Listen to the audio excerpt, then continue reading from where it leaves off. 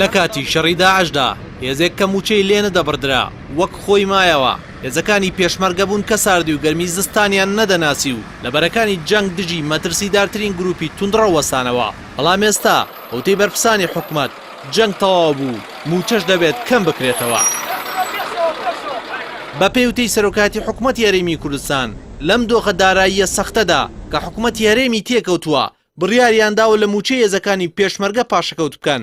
ئەوەش لەسەر زاری ئامانج ڕەحیم سکرتێری ئەنجومەنی وەزیرانەوە بەیان کرا. بە گوێرەی زانێرەکانی پەیام حکومەت بڕیاری داوە بەڕێژەی لە سەدا 33 بودجەی وەزارەتی پێشمەرگە کەم بکاتەوە و جگە لە گرتنەوەی خەرجیەکانی جەنگ ئەوەش پێویستە لە موچەی هێزەکانی پێشمەرگە مانگانە ببڕدرێت وەک پاشەکەوت هەڵبگیرێت. هەر بە گوێرەی زانیاریەکان سەرۆکاتی حکومەتی هەرێمی کوردستان بەرپرسانی وەزارەتی پێشمەرگەی ڕاستپاردووە خۆیان خوشتەیەک بۆ لێبڕینەکە بۆ سەرۆکاتی حکومەت پێشنیار بکەن بۆ پەسەندکردن. بەڵام حکومەتی هەرێم مەرجێکی لە بەردەم وەزارەتی پێشمەرگەدانا و دەبێت لە خشتەکەدا ڕەچاو بکرێت. مەرجەکەش ئەوەیە نابێت موچەی هیچ پێشمەرگەیەک لە خوار و 500,000 دینارەوە بێت. بە گوێرەی زانیاریەکانی پەیام کەمکردنەوەی موچەی هێزەکانی پێشمەرگە لەم دۆخەدا نیگەرانی لای پلەدارەکان و ئەندامانی پێشمەرگە دروست کردووە چونکە مەترسیانەیە لە کاتێکدا موچەکانیان وەکو پێویست لە کاتی خۆی نادرێت هاوکات کەمیش بکرێتەوە.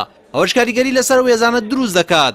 هاوکاتی ئەوەش بەشێک لە هێزەکانی پێشمەرگە بڕوایان وایە بەرپرسانی وەزارەت ناتوانن دادپەروەرانە لێبڕین لە موچەکانیان بکەن چونکە ترسیانەیە زۆرترین لێبڕین بخرێتە سەر موچەکانی ئەوان و کەمترینیشی بخرێتە سەر موچەی پلەدارەکان لە کاتێکدا ئەوان موچەکانیان جیاوازی زۆری هەیە لەگەڵ موچەی پێشمەرگەی ئاسایی.